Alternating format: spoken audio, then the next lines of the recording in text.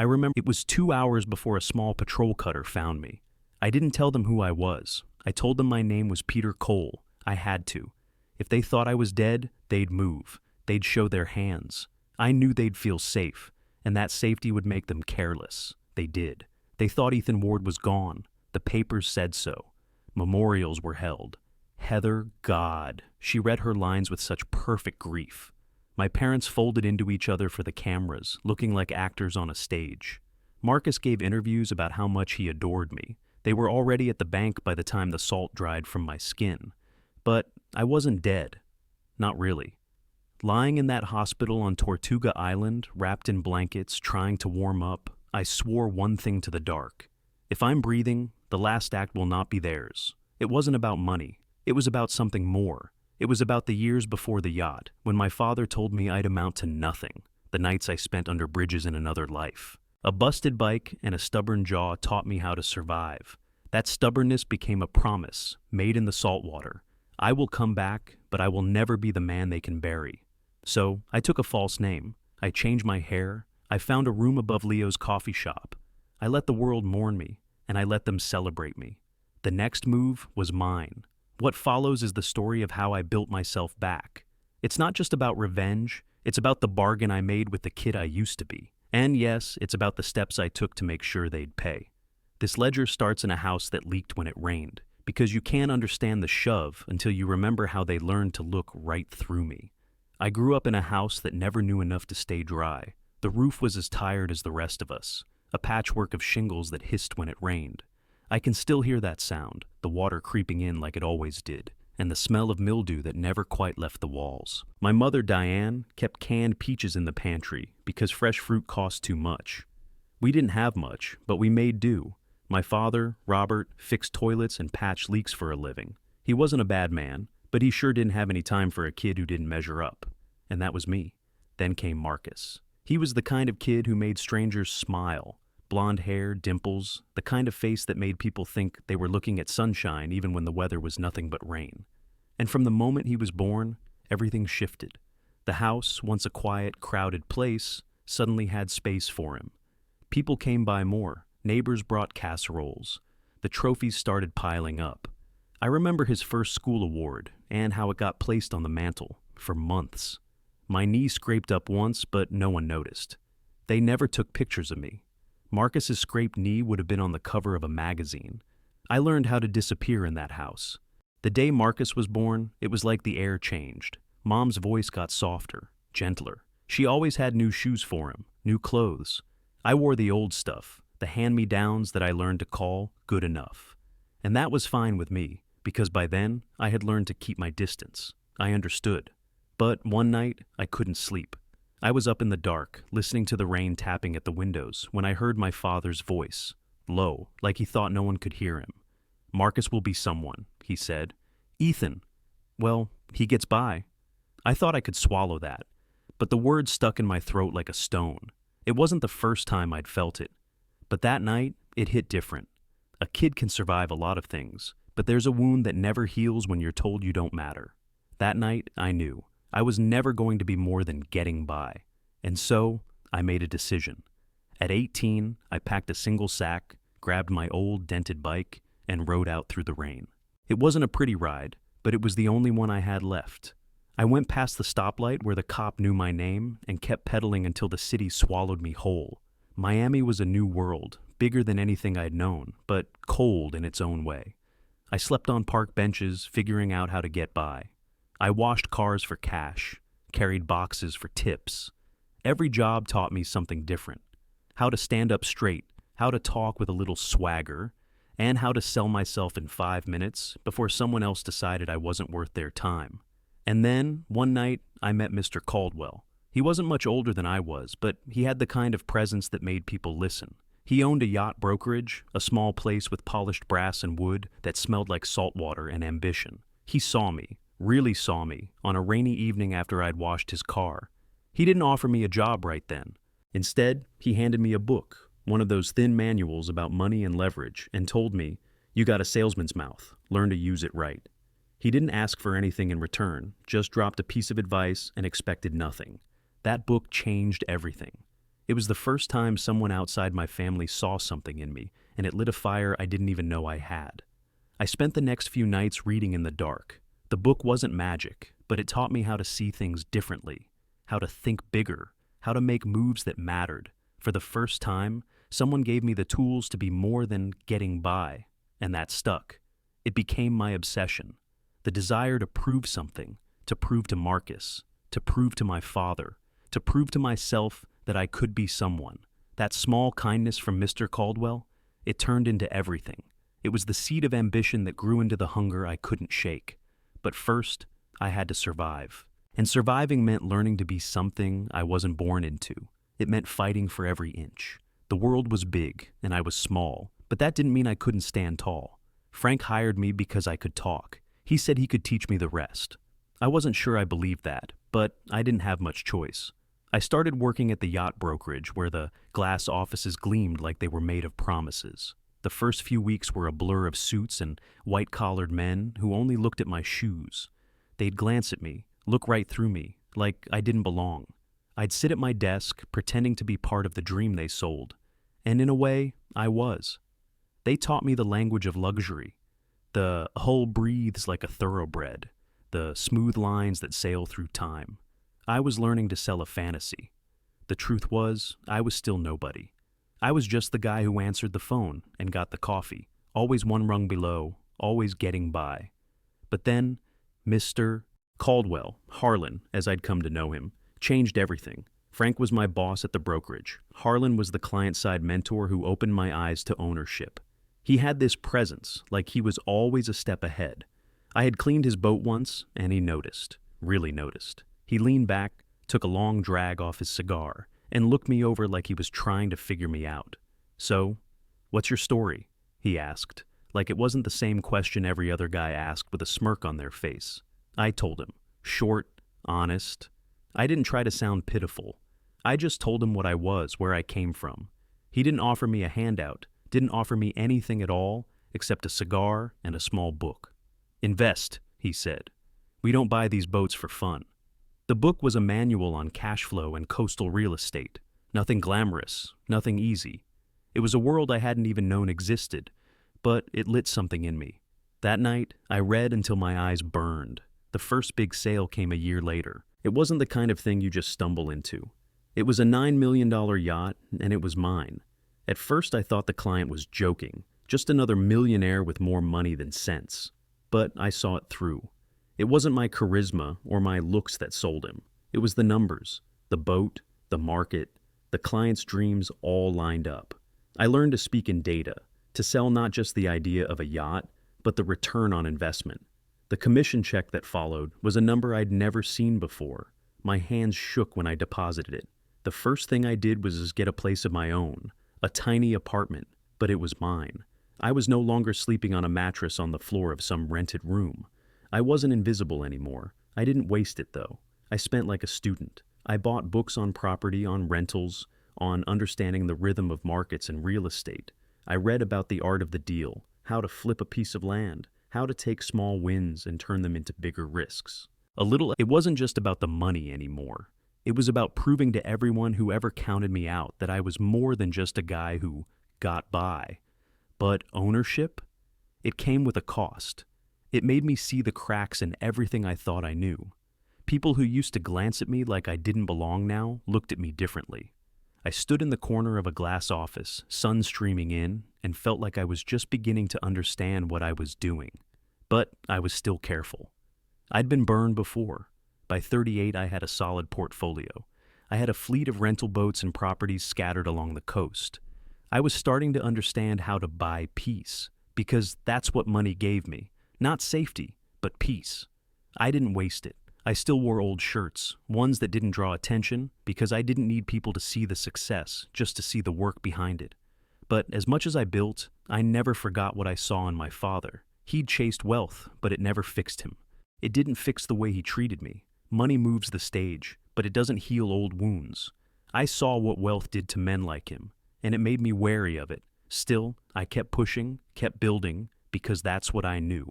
And that thought followed me into the next phase of my life, the next set of people who would change everything. By the time I hit 40, Ward Capital was growing, $820 million in estimated net worth.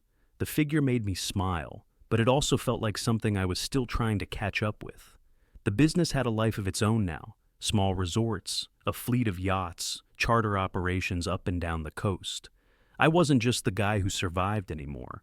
I was the one people called when they wanted the job done right, when they wanted someone who would stand by their word. I'd earned it, or at least that's what I told myself. I bought a house, a big one, more for show than anything. I kept my habits though. It feels like a quiet thing, like someone who knows exactly which shelf to look on in a grocery store. Heather fit in. I married her 6 months later. We did it at Palm Ridge, my seaside resort. I paid for everything, paid to bring my parents, Marcus, to prove we could be a family. It was a show. I wanted them to see that I had done it. I wanted to buy something I'd never had. For a while, it worked. We all laughed, toasted, played happy family. Heather helped with work. She handled contracts, clients, everything with the smoothness of someone who knew how to get what she wanted. She was smarter than I expected, smart in ways I wasn't used to. She was organized, efficient, driven. I started to trust her in a way that made me feel whole. But there were cracks, small ones at first. At dinner, Heather would share a glance with Marcus that lingered a bit too long. I'd catch her tucking her phone away when I walked in, or her laughter when Marcus told one of his pity party jokes, something that should have sounded hollow but came out like music to his ears. Then came the requests. The first one was for a roof repair. Marcus's place had a leak, and I sent the money. It was just a repair after all. The next was for seed money for a restaurant he wanted to start. And then, a few months later, it was a so-called investment in a friend's startup. Each time I gave, I told myself it was the right thing to do. I wanted to be the man who made things right, who took care of those who couldn't take care of themselves. I kept thinking I was fixing old wounds, paying back the universe for all the times I felt ignored. Heather, of course, always had something to say about it. She'd warn Marcus off, but in private she'd ease his concerns. Her voice, sweet and calm, would convince him that I was being generous, that I was just being the man I was supposed to be. It was so subtle, the way she did it, I almost didn't notice. Almost. But I did. A part of me always noticed. I told myself I was being paranoid, that I was just seeing things that weren't there. But deep down, I knew something wasn't right. The pattern was there, and I was ignoring it, because that's what I'd always done. Tried to fix things instead of facing them. Ward Capital had become my second skin. I had the money, the power, the respect. I had everything I'd ever wanted. I thought I'd reach the top. I had a beautiful wife, a family, a business that practically ran itself. But when you build something as quickly as I had, you miss things. Things you'd never see until they're already too far gone to fix. I didn't know it then, but everything was about to change. The setup was in place, and I was too close to see it. I bought the Meridian for one reason. It was the perfect stage for what I had in mind. A 72-meter yacht, all gleaming varnish and polished steel, with a wake that rolled like a promise. It felt like a turning point, like something that could carry us farther than we'd ever been. I had planned every detail of the trip, like a general plans a parade. The menu was set, lobster breakfasts, caviar for laughs. A Michelin chef, rooms turned into sanctuaries, each one more luxurious than the last. This was my chance, to heal, to finally make my family feel the kindness of luxury, and for once, have them be my family without asking for anything. The first day was flawless. The sea sparkled, the wind carried a calm. Marcus joked like the boy who'd never had to work for a single thing in his life, making the same tired jokes that had always made him the center of attention. My parents clinked glasses, praising the setting, the food, the yacht itself. It was like a scene from a dream, the kind of life I thought we could share. Heather, she held my hand as if we were two people who had survived something together. The bond was real, or so I told myself. I let my guard down. The second night, things began to change. The wine flowed, as did the conversation. Marcus, half drunk, started talking about the future like it was already mapped out. "It's all ours anyway," he said, as though the world was a pie and we had already cut it. My father, with a slight slur in his voice, muttered about how the eldest should think of provision. It wasn't a suggestion, it was a push. The pressure was building. They were testing me, poking at old nerves. I moved toward the rail for a breath, trying to escape the weight of their words. That's when Marcus appeared behind me. It wasn't a shove like the movies, not some dramatic slow-motion push. It was quiet. A precise, practiced move. 1 second I was standing there, staring at the sea, and the next, I was airborne. My body hit the water with a shock that went deep. I kicked, hard. The cold was worse than I expected, colder than anything I had ever felt. The water swallowed me, but all I could think about was the silence of the deck above me. The figures I could barely make out. Heather's face caught in the light. She didn't dive in after me. She didn't shout. She didn't even flinch. Instead, she smiled. And in that moment, I knew. The sea took me, and I took it back. I found a piece of driftwood. It wasn't much, but it was enough to keep me from sinking. I held on, clinging to it like it was my lifeline, the only thing that hadn't betrayed me. I thought about everything, about Marcus, about Heather, about the years I spent building something that could crumble with the slightest push. The betrayal burned deeper than the salt water that stung my skin. They had planned it. They had all been in on it. Hours later, a cutter found me. I was barely conscious, too cold to think straight. When they pulled me on board, I made a decision. If they thought I was dead, then I would let them. Let the world think I had drowned. Let them throw their memorials and let the cameras roll. I would become the absence they expected. The hospital room was sterile. The lights buzzed above me. They asked my name, but I didn't give them my own. I told them a false name, Peter Cole. It was simple, clean. It wasn't much, but it was enough. Enough to start over. Enough to begin the slow, careful work of becoming invisible. I watched the news. I heard the reports. I let them believe what they wanted. The world believed I was dead, and in some ways, I was. But I had a plan now. A different kind of life was about to begin. One built on survival, on gathering evidence, and on teaching them the cost of their crime. They thought they'd won. They thought they had buried me. What they didn't know was that I wasn't finished. Not yet. I kept the name Peter Cole. It wasn't much, but it was enough to hide. I rented a small room above Leo's coffee, a quiet, dim place that smelled like stale espresso and burned toast. Leo became my friend and safe harbor, old, gruff, and never asked too many questions. The room upstairs had a sagging mattress and a window that looked out over a flickering neon sign. It was far from glamorous, but it was mine. My old life, the one I could have burned down with a match, was now an echo. I called Sam first. He had always been my right hand, the man who knew how to get things done without asking why. He didn't ask any questions when I told him to move fast, to keep things tight, to make sure no one could trace a finger back to me. He said, "Do it clean. We build a case, not a spectacle." The rest of the team fell into place. Manuel, who had worked the generators at the villa, now ran wires and hid cameras. He was good at it, quiet, unnoticed. Rosa, the housekeeper who knew every wrinkle in Heather's routines, volunteered to plant a recorder in the downstairs study. They'd all worked for me, trusted me, and now they were the ones helping me turn the tables. I paid Ramon, a private investigator, in cash, never through any paper trail. He dug into Marcus's debts, connected him to shady lenders who traded favors for cash, and then he started working on Heather. He found receipts, payments to a matchmaking service, things I hadn't even known existed.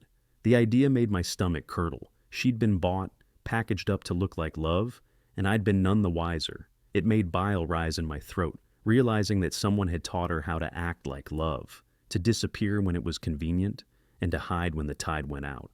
The case came together, piece by piece, like a jigsaw puzzle I was assembling in the dark. I started learning the ropes of manipulation, how to use the things they had given me against them. Sam locked up parts of the trust, planted legal traps, and seeded fake documents into their path. It wasn't about revenge, not yet. It was about building a case that would get them talking, get them greedy, get them to sign things they thought were routine, and watch them fall into the trap. When I got the first signed document, it was like stepping onto solid ground. It was an asset division finalization paper, but it had been carefully drafted by Sam. It looked harmless, just another routine document that needed signatures. But tucked inside were clauses that admitted knowledge of my death and consent to the rapid transfer of assets. It wasn't a mistake. It was greed, plain and simple. We planted it in the legal channels they were already using. They signed it without a second thought. Motive and movement were now on paper, but we still needed the smoking gun, the one thing that would bring everything into focus. And that's when Ramon found it. Hidden in the threads of texts between Marcus and one of his lenders, there it was. A payment trail that followed the dates of my death. The payment was made right after the shove. It didn't feel like a victory, not yet, but it was the final piece, the confirmation of what I already knew. Marcus and the rest of them had arranged it. They had planned my death, as if I were just another business transaction. I slept badly during that time. Every creak of the building, every passing car outside Leo's coffee shop, made me wonder if someone was coming for me. But it didn't matter. I wasn't afraid anymore. I wasn't that kid who took what came at him without a fight.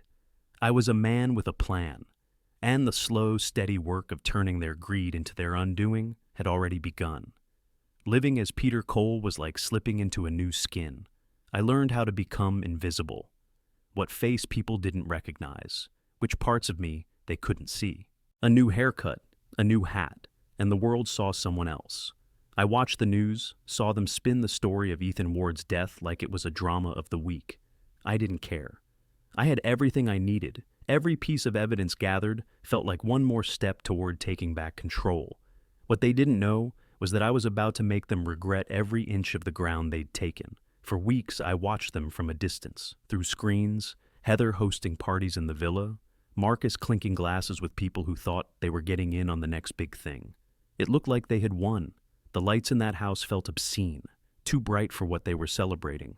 They were living like vultures in a mansion, feasting on what they thought was a fresh kill. I knew the time was coming. I had everything I needed, every document, every recording, every piece of evidence lined up like dominoes waiting to fall. I let them play their parts, feeding their own greed. They signed the fake asset division without even a hint of suspicion, too wrapped up in their own arrogance to notice what was being set in motion. They thought they were on top, that nothing could touch them. They were wrong. The bait had worked. They were careless. I had Heather bragging about being hired for a job she'd never admitted to anyone, and Marcus congratulating himself for what he thought would be a smooth, quick grab. Sam and Ramon were coordinating with a prosecutor who had been ready for this moment for weeks. We had everything in place: live audio, video, forged documents. Manuel and Rosa kept feeding me what I needed, snippets of their conversations, things they didn't think anyone was listening to. They were all talking, exposing themselves in ways that no one would believe if they didn't see it. The night of the big party, I walked in through the back door like I belonged. The guests didn't notice me at first. They were all too busy celebrating, thinking they were in the right place at the right time. The cameras were rolling, the laughter was easy, and the air smelled like expensive perfume and lies. I held the footage in my hand on a simple drive, the kind of drive that would change everything. When I stepped into the room, it went still. You could feel it, the shift in the air. The room was full of people who thought they knew everything, but they didn't know the half of it. I didn't have to say a word. I pressed play, and the recordings did the talking. Heather's voice smooth and cold, bragging about her contract with my parents. Marcus's laugh, full of false bravado, talking about how the lender would collect his cut once the estate was cleared. The audio didn't lie. The phones flashed. The room was filled with the sound of it. I watched as Heather's face changed, as the realization hit her that she was no longer the one in control. The terror in her eyes when she saw me standing there, it wasn't just about being caught, it was about being exposed. I kept the recordings going. The video showed them in the library laughing about their plans to get rid of me, to bury me like I was just a problem to solve. Marcus's laugh, that sound, it would haunt me forever. It wasn't the sound of a man in control. It was the laugh of someone who thought they'd already won. The police arrived. It wasn't some dramatic, cinematic moment. There were no flashing lights or slow-motion chases. It was just paperwork, handcuffs, a squad of officers moving in with professional calm. The man who had pushed me overboard, Marcus, went blue with rage when they slapped the cuffs on him. He shouted, but it didn't matter. It was too late. My parents just stood there, quiet, like they thought the pity of the press would spare them. They were wrong too. The house smelled faintly of perfume and disinfectant. Everything was too clean, too polished for what had just happened. I had expected more heat, more drama, more satisfaction. But when the arrests came, it felt cold, clinical. A clean cut after a long, slow wound. I stepped back, feeling lighter but emptier. I had won, hadn't I? I had exposed them, made them pay for what they'd done. But there was no victory in it, no triumph, just the slow, bitter realization that the person I had become had no more use for revenge. The weight I'd carried for so long, the anger, the need to prove myself, it all felt like nothing now. The world would go on, and they would too. They had no idea how much they had already lost. I had wanted to take back control, to make them feel the consequences. But standing there, watching them crumble, I didn't feel satisfaction. I didn't feel joy. I felt hollow, like I'd spent too much time building something just to watch it burn. The trials weren't dramatic. They weren't some courtroom drama with lawyers shouting and jurors on the edge of their seats. It was a grim, procedural thing. The evidence was laid out, blunt and cold, and the sentences came down with the dull finality of a judge's gavel. Heather got 6 years. Marcus got 9. My parents each got 4. The judge read the charges like a man ticking off a list of groceries. When he slammed the book closed, that was it. No fanfare, no cheers, no sense of justice delivered, just the cold reality that the people I'd trusted, my own flesh and blood, were now paying for their part in my fall. I didn't go to the hearings. I didn't want to be there. I didn't need to see them squirm or pretend to be sorry. I hired Sam and a team of lawyers to handle the legal mess. They did the work, and they did it well. The press wanted photos. They wanted the sound bites, the shots of the guilty parties in handcuffs, heads down, pretending to be surprised. I gave them a short statement, then went back to the water. The cameras weren't for me anymore. I found a bench by the shore, tucked away from the noise. I didn't want the world to see me, not like that, not as some headline that would be forgotten tomorrow.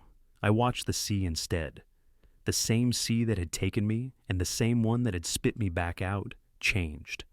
I learned to keep my distance, not just from the water, but from the things that used to matter. Justice wasn't some explosive moment, some grand reveal. It was slow. It was paperwork and waiting. It was the way life moved when you stopped chasing every headline. That's when I realized justice wasn't about revenge. It wasn't about me getting some sense of payback. It was about consequence. They had made their choices, and now they would face them. I didn't need to watch the punishment unfold. It was there, in the quiet. I kept Ward Capital. I had worked too long to build it, and I wasn't ready to let it go. But I sold the villa, not out of spite, not because I wanted to hurt anyone, but because living there felt like wearing a suit stitched by traitors. It was no longer mine. I couldn't stand the thought of keeping it, so I let it go. We sold a chunk of the yacht fleet too. The money from both went to something new, the Second Harbor Fund, a place for kids from neighborhoods like mine to start over. We'd give them the capital, the skills, the training they needed to stand up, just like I had to. I used to think money would fix everything, that it would make me feel whole. But now, I knew it was never about the money. It was about the small things, the gestures that meant something. I took care of those who'd been loyal to me. Manuel and Rosa, who had stood by me when no one else would, got enough to buy a small house inland. I told them I meant it when I said they were family. They didn't need to work anymore if they didn't want to. They had a life waiting for them now. Sam stayed with me. He always had, and he always would.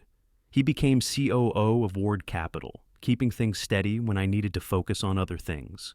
He didn't blink at the risks, didn't hesitate when it was time to make the tough calls. He was the guy you wanted around when life was messy. Leo, too, had changed. His coffee shop had become a small regional chain. I helped him along the way, put some money in, and took a seat on the board. It wasn't a big deal, not the way it used to be, but it mattered. Small things. The kind of things that built trust, the things that mattered more than the name on a company's door. I didn't get married again. I didn't need to. I learned to like myself for the first time. I learned that it wasn't about fixing the past or trying to heal wounds that would never fully close. It was about making peace with what was gone and figuring out how to move forward. And if I could teach the kids at Second Harbor Fund to do the same, how to see what they could be, how to build something that was theirs, then maybe that was enough. I still woke up sometimes, remembering the cold salt water, the taste of betrayal in my mouth. But those memories were fading, not gone, not erased, just softer. The ledger had balanced itself. The debts had been paid. And I had learned what it meant to keep moving forward, even when the past tried to hold you back. I go to the water most mornings now. It's a ritual I can't shake.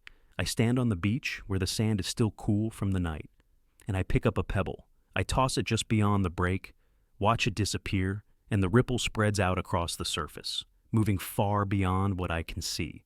That's how I think of my life now. Small acts, quiet movements, touching more than I ever imagined. I'm 59 now. The things that used to matter, the headlines, the attention, the game of business, don't hold the weight they once did. I sold the trophies, the properties, the yachts. I kept the things that taught me how to build, the things that matter. The foundation, Second Harbor Fund, is what I focus on now. Scholarships for kids with zip codes like mine, giving them a shot at what I had to fight for, teaching them the trades that took me from a boy with a busted bike to someone who can stand here, on the edge of this same sea. Leo's coffee shops are doing well. I helped him grow them, gave him a stake and a seat on the board. He hums along now, turning out hot coffee and warm smiles, a place where students come in with muddy shoes and big ideas. I invested in that because it's the kind of place I wish I had growing up. And Manuel and Rosa, they have a porch now that doesn't leak, a quiet life inland. I gave them that. They earned it. Sam is still with me, running the day-to-day. He's the one I trust when life gets messy. He holds the line with a steadiness I envy. The rest of it? The world keeps turning. The camera flashes, the headlines, the noise. It all fades into the background. I keep my eyes open. I don't have time to waste on people who want to use me, but I don't forget the lessons either. I still wake up sometimes, the memory of the shove creeping into my mind, the cold of the water, the iron taste of salt in my mouth. It's quick, it's sharp, and then it's gone. The scar is there, but it's no longer poison. It's just part of the ledger, a fossil of a lesson learned the hard way. I don't gloat over their punishment. That wasn't the point. The point was to stop the bleeding, to put an end to the lies, and to make sure they saw the cost of their betrayal. It wasn't about revenge, it was about balance. And now, I can move forward. I've learned that survival isn't about being the loudest man in the room, it's about keeping your ledger honest. It's about doing right by the people who helped you when no one else would. And if someone throws you into the dark, you better learn to swim well enough to come back and show them the light. The new rule? Keep the people you trust close. And when someone breaks that trust, make sure the world sees the cost. You don't let them slip away. You make them pay.